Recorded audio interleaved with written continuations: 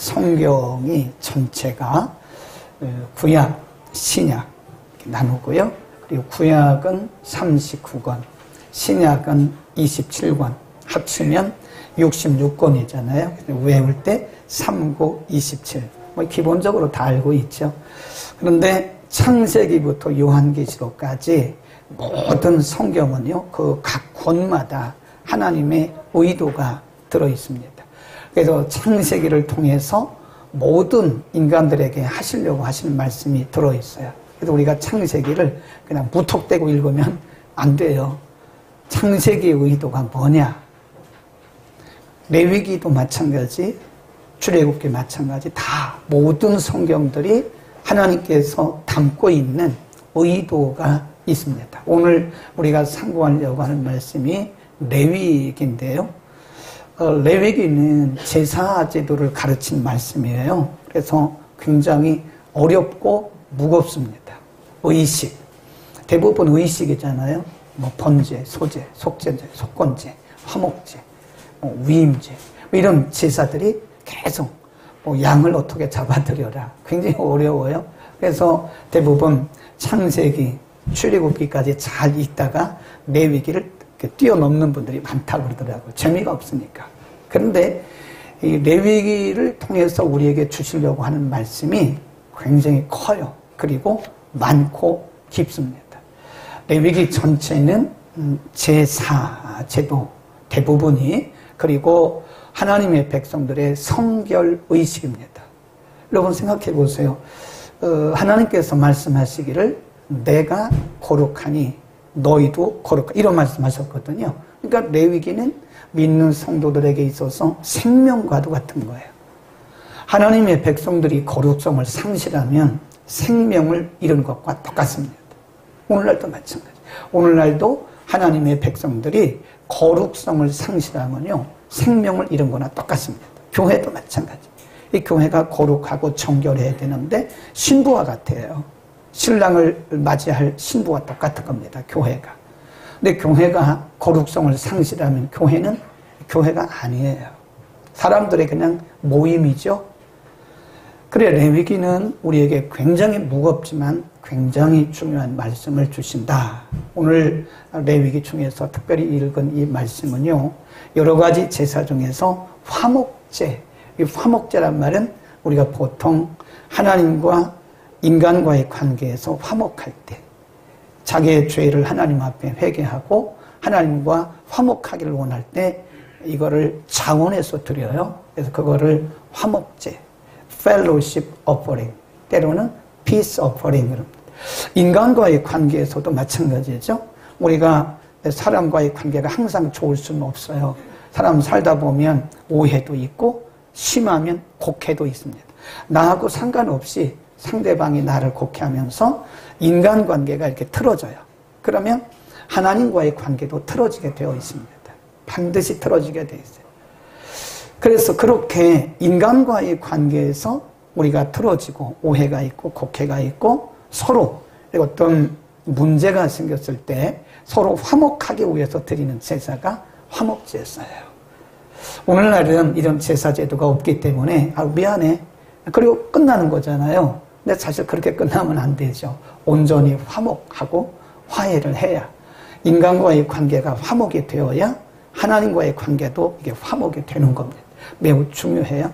오늘은 3장에 보면 화목제, 제물, 이 화목제를 드릴 때는 어떤 제물을 드려야 되느냐 그 말씀하고요.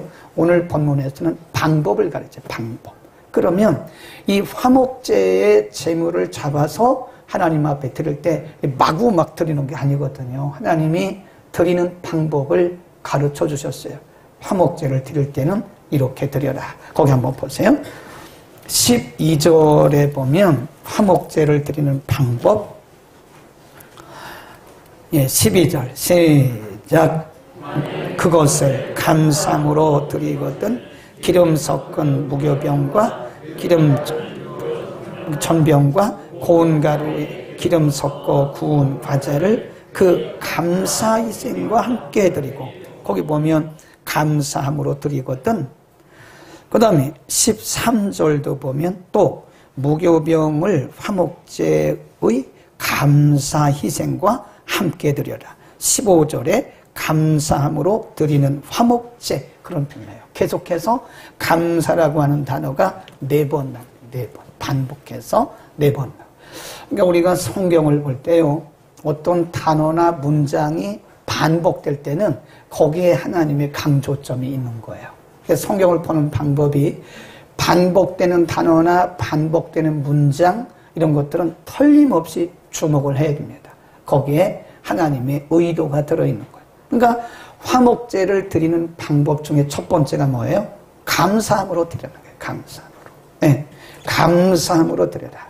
성경에 보면요, 이 감사제라는 게 있습니다. 감사제. 우리가 열왕기상 8장에도 보면 있고요. 열왕기상 9장에도 보면, 열왕기상 8장은 뭐냐면 솔로몬이 성전 건축을 하고 성전 다 봉헌을 하는데 봉헌 예배를, 오늘날로 말하면 봉헌 예배를 드리는 거예요. 그리고 하나님 앞에 감사 기도를 합니다. 그거를 우리가 낙성식 또는 낙성식 기도, 그러는 거예요. 성전을 다 완공하고 하나님 앞에 제사, 오늘날로 말하면 예배, 완공 예배를 드리면서 그때 솔로몬이 드렸던 것이 감사제입니다. 감사제. 그리고 9장에 가보면, 9장에도 보면 솔로몬이 하나님 앞에 성전을 지어서 다 봉헌한 이후에 하나님께서 꿈에 또 나타나셨어요. 그리고 솔로몬에게 말씀하세요. 내가 너의 기도를 다 들었고 너의 성전을 다 받았다. 그런데 만일 너의 중심이 변하면 내가 이 성전을 허물어 버릴 것이다. 그때 하나님의 음성을 들어요. 그때도 솔로몬이 하나님 앞에 감사제를 드렸어요. 시편에도 다윗에 보면 내가 하나님 앞에 감사제를 드리우며, 이런 표현이 시편에서 여러 번 반복되어 나옵니다. 그러니까 이 감사라고 하는 것은요, 이게 하나님의 백성들에게 있어서는 하나의 의무와 같은 거, 의무. 예. 다윗도 감사제, 모세도 감사제, 아브라함도 감사제, 우리의 믿음의 조상들이 보면 감사제를 꼭 드렸어요. 근데 화목제는 반드시 감사가 들어야 된다. 이거는 반드시입니다. 필수예요, 필수. 필수. 그래서 우리 백성들, 하나님의 백성들의 거룩한 삶에 있어서 필수적인 것이 뭐냐? 감사입니다. 입술로 감사하고 우리의 삶으로 감사하고 물질로 감사하고, 감사는 하나님의 백성들의 의무다. 아멘. 그러니까 감사가 없으면 하나님의 백성이 이기는 이기지만, 백성이기는 하지만 백성 같지가 않다, 그런 얘기죠. 구원받은 우리들이 입만 열면 감사해야 되는데, 구원받은 우리들이 입만 열면 불평하고 짜증내고 불만을 토로하고 그러면 누가 봐도 우리를 하나님의 백성, 천국 백성이라고 말하진 않을 거예요. 신약 성경에 보면 예수님으로부터 시작해서 신약 성경을 기록한 모든 사람들에게, 모든 기자들에게서 나타나는 것이 뭐냐면 감사입니다. 데살로니가전서 5장 18절에 뭐라 그러죠? 범사에 감사하라. 우리 한번 펴볼까요? 자, 에베소서부터 보겠습니다. 에베소서, 신약 성경 에베소서 5장, 여러 군데 나오는데요. 몇 군데만 찾아보겠습니다. 5장 4절 그리고 20절. 5장 4절 시작. 누추함이나 어리석은 말이 합당치 아니하니 겨 감사하는 말을 하라. 누추한 말. 이 누추한 말이 뭘까요? 세속적인 말이에요. 원망하고 불평하고 비난하고 비판하고 정죄, 이게 누추한 겁니다. 구원받은 하나님의 백성들에게 그런 말은 합당치 않다. 합당치 않다. 도리어 감사하는 말을 하라. 이게 명령형입니다. 그 다음에 20절 보세요. 범사에 시작. 범사에 우리 구주 예수 그리스도의 이름으로 항상 아버지 하나님께 뭐하고? 감사하고. 감사해. 그러니까 구원받은 성도들에게 있어서 감사는요, 그게 경건의 표시입니다. 네. 어떤 분이 말했어요. 그러면 성도들의 신앙 수준을 뭘로 알 수 있을까요? 뭐 성도들의 신앙 수준을 가늠하는 기준이 여러 가지가 있죠. 오래 교회 다닌 거, 뭐 그것도 될 수 있죠. 교회 직분, 그것도 될 수가 있어요. 성경을 얼만큼 많이 알고 있느냐, 그것도 될 수가 있어요. 기독교에 대한 어떤 신학, 아니면 교리를 얼만큼 알 수 있느냐, 그것도 될 수 있어요. 그러나 저는 생각하기를 그런 것들은 본질적인 신앙의 측정의 기준이 아니라고 봐요. 네. 정말 어떤 것이 성도의 성숙의 기준이고 그리고 경건의 기준이냐, 누가 경건한 성도고 누가 성숙한 크리스찬이냐, 저는 이렇게 생각합니다. 감사를 하는 사람, 한두 번 감사하는 게 아니라 성경에 따라서. 제가 이렇게 어떤 분을 알고 있는데요, 이분이 굉장히 억울한 일을 만났어요. 그래서 경찰서를 여러 번 드나들더라고요. 억울하게 고소고발을 당한 거예요. 고소도 당하고 고발을 당사자가 하는 것을 고소라고 그러고요, 제3자가 하는 것을 고발 그럽니다. 근데 고소고발을 당한 거예요. 그런데 이렇게 나와서 얘기를 하는 거 보니까 항상 웃어요. 물어봤어요.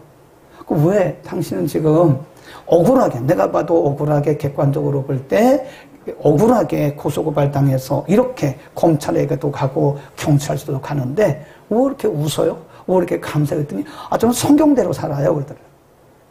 성경에 말씀하기를 범사에 감사하라, 이는 너희를 향하신 하나님의 뜻이라고 그랬다. 그러니까 저는 말씀대로 살려고 그럽니다. 저는 말씀대로 삽니다 그러더라고요. 그게 말이 맞죠. 범사라고. 범사란 말은 내 마음에 드는 것과 내 마음에 들지 않은 것, 내 생각대로 되는 것과 내 생각대로 되지 않는 것, 다 기도가 응답될 때도 감사, 기도가 응답되지 않을 때도 감사. 그러니까 응답될 때만 감사하는 것은 불신자도 다 합니다. 안 믿는 사람도 다 할 수 있고요, 믿음이 약한 사람도 다 할 수 있어요. 내 생각대로 잘 이루어져서 감사하다고 말하는 것은 크리스찬이 아니어도 할 수 있어요. 그건 누구나. 그런데 성경은 우리에게 말씀하기를 범사에 감사하라, 이것이 너희를 향하신 하나님의 뜻이라고 말했대. 그러니까 크리스찬의 경건과 크리스찬의 성숙의 척도가 뭐냐? 감사를 할 수 있느냐에, 어떤 상황 속에서 범사에, 나하고 별로 맞지도 않는 상황, 내 생각과 별로 맞지도 않는 상황, 내가 기도한 대로 되지도 않은 상황, 내 뜻대로 되지도 않은 상황, 그런데 성경은 범사에 감사라고 그랬으니까 그럼에도 불구하고 감사한다면 그 사람 진짜 경건하다. 방언 못해도 괜찮아요. 방언 못해도 그 사람이 영적인 사람. 아멘. 그러니까 지금 화목제를 통해서 우리에게 가르쳐 주시는 것이 뭐냐? 화목제에는 반드시 감사가 들어요. 우리 예배에 감사가 안 들어가면요, 화목제에 감사가 없는 거나 똑같은 거예요. 우리의 기도에 감사가 빠지잖아요. 그러면 그것도 화목제에 감사가 빠져 똑같은 거예요. 우리가 기도도 감사함으로, 예배도 감사함으로, 섬김도 감사함으로, 그러니까 모든 일에 우리는 감사가 들어가야 됩니다. 아멘. 감사가 성도의 신앙의 척도고, 그게 경건이라고. 그게 경건. 그게 영적인 거예요. 그게. 영성이 뭐냐? 영성이란 말은 환상 보고 듣고 그런 게 영성이 아니에요. 그건 영성이 아니고요, 은사의 일부입니다. 은사의 일부지, 그게 영성이라고 말하면 안 됩니다. 성도의 영성은 감사는 감사. 그게 경건입니다. 아멘. 우리가 영성적이고 경건한 삶을 살 수 있기를 바랍니다. 그게 바로 감사다. 그 다음에 여기 보면 이 화목제라고 하는 것은요, 이제 우리가 크게 말하면 화목제를 드리는 방법, 그리고 경우, 어떤 때 화목제를 드리냐면 세 가지가 있어요. 하나는 서원제, 하나님 앞에 뭔가를 서원할 때, 그때 화목제를 드리고요. 또 한 가지는 낙헌제, 또 하나는 자원제입니다. 그런데 우리가 레위기 1장부터 나오는 번제, 소제, 화목제, 속건제, 속죄제, 이런 제사에 반드시 들어가는 것이 뭐냐? 자원제입니다. 자원제. 그러니까 자원해서 드려야 된다는 거예요. 네. 화목제를 하나님 앞에 드리는데 억지로 강요해서 강요에 못 이겨서 그거는 하나님 기뻐하시는 제사는 아니겠죠. 하나님이 기뻐하시는 진정한 제사는 자원하는 마음이에요. 자원하는 마음. 자원하는 마음으로 하나님 앞에 제물을 드리는 것처럼 우리가 감사도요. 억지로 감사하면 됩니까? 억지로. 감사하세요. 마지못해서 감사한다고. 그건 자원제가 아니겠죠. 자원해서 내 마음속 깊은 곳으로부터 자원해서 드리는 감사가 진짜 감사다. 오늘 기도하신 안수 집사님도 말씀하셨는데 우리가 돌아보면요. 우리는 그것을 다 당연한 것으로 생각해요. 부모가 자녀를 이렇게 돌보는 것은 부모니까 당연하지? 그게 당연한 게 아니에요. 남편이 밖에 나가서 열심히 일해서 돈을 벌어와요. 그거 당연한 게 아닙니다. 아내가 집을 잘 지켜줘요. 네. 여러분 생각해 보세요. 남편이 아무리 밖에 나가서 사업을 열심히 해도요. 아내가 집을 지켜주지 않으면 안 돼요. 그래서 주부를 하우스 와이프라고 그래요. 또는 하우스 키퍼라고 합니다. 근데 어떻게 보면 이 말이 맞아요. 당연한 거지. 당연한 거 아닙니다. 아내가 가정을 잘 지켜주는 거 그거 당연한 거 아니에요. 교회에 오면 목사님이 언제나 은혜로운 말씀을 전해주니까 당연하다. 그거 당연한 거 아닙니다. 우리는 모든 것들이 당연한 거라고 생각하는 거예요. 성도들이 이렇게 와 주시는 거죠. 여러분이 성전에 오지 않으면 제가 아무리 은혜로운 설교를 준비해도 누구에게 제가 설교를 합니까? 당연한 게 아니에요. 가만히 보면 우리 가운데 그 어느 것 하나 당연한 게 없어요. 은혜입니다. 하나님의 은혜. 그러니까 하나님 앞에 우리가 자원해서 시켜서 하는 게 아니고 자원해서 감사를 해야 되는 거예요. 우리 마음속에서 우러나야 되는 거예요. 우러나. 그게 금방 되는 게 아니더라고요. 같은 크리스찬도요. 어떤 사람들 보면 입만 열면 원망, 불평, 짜증 막 그럽니다. 그 사람들이 은혜 받아요? 원망, 불평하고 짜증낸 사람 옆에 가면 냄새가 나죠. 사람 냄새 나죠. 네. 그런데 입만 열면 감사하는 사람에게는요. 그리스도의 향기가 나요. 저 사람은 어떻게 저렇게 살 수 있을까? 우리가 인간적으로 봐도 감사할 수 없는 상황인데 어떻게 저렇게 감사를 할 수 있을까? 제가 여러 번 말씀드렸는데 또 한 번 들으세요. 제가 전도사 때 저 성남시의 두 번째 큰 유치원에서 말씀 사역만 하세요. 대학원 다니면서 말씀 사역만. 그래 주일날 예배 드리고 수요일날 예배 드리고 그러니까 모르죠. 제가 그 교회 사정을 몰라요. 거기 성도들이 몇 명 있긴 있는데 거기 유치원 큰 유치원이니까 교사들, 그 원장님, 원감님 그리고 그 교회 그 유치원을 이렇게 돌보는 그 사찰 같은 집사님 한 분이 계셔요.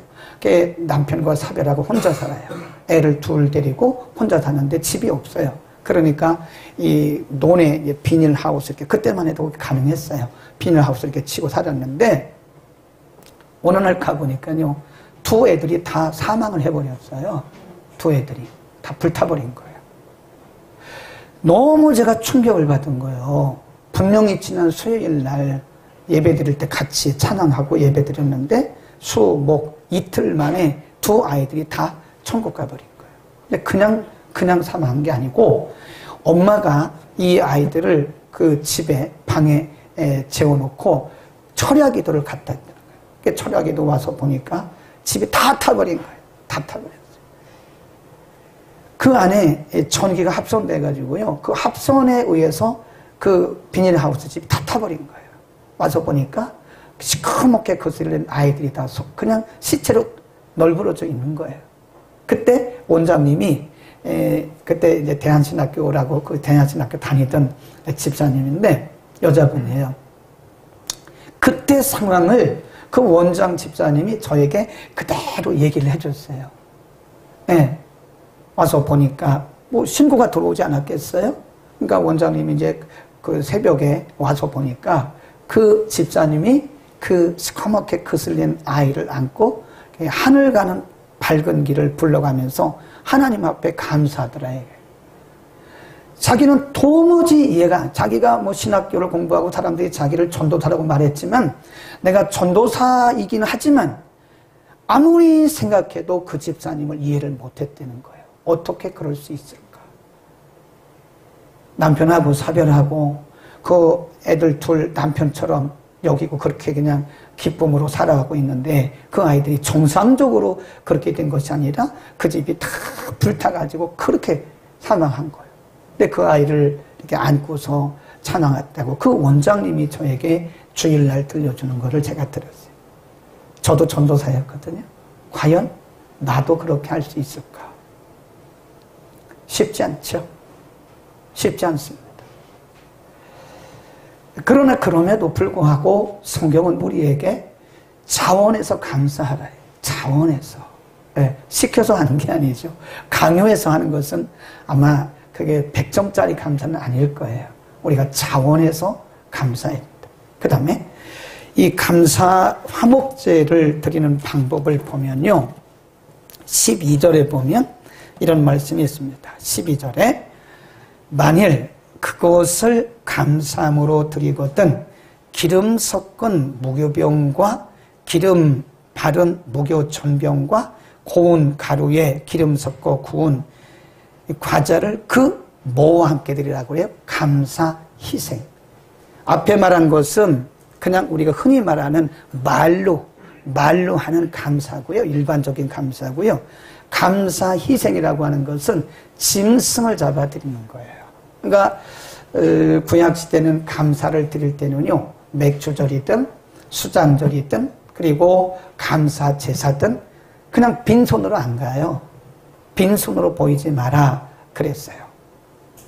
맥주절에는 그 해 지은 여름 곡식의 첫 번째 곡식을 하나님 앞에 드리는 거기 때문에 첫 번째 추수한 것을 드리는 것이고, 연종에 가서 수장절, 추수감사주일도 연말에 가서 또 그때 가을 곡식을 거두어서 하나님 앞에 드리는 거예요. 그때는 또 이렇게 곡식으로 드리는 거고, 여기는 화목제를 드릴 때는 희생, 감사 희생이란 말이요. 생축입니다. 생축.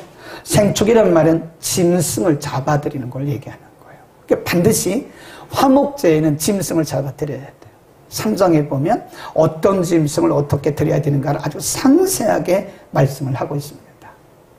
오늘날 그러면 우리는 반드시 헌금을 가져와야 되나요? 여기서 말씀하려고 하는 게 헌금이 아니에요. 물론 헌금도 포함이 됩니다.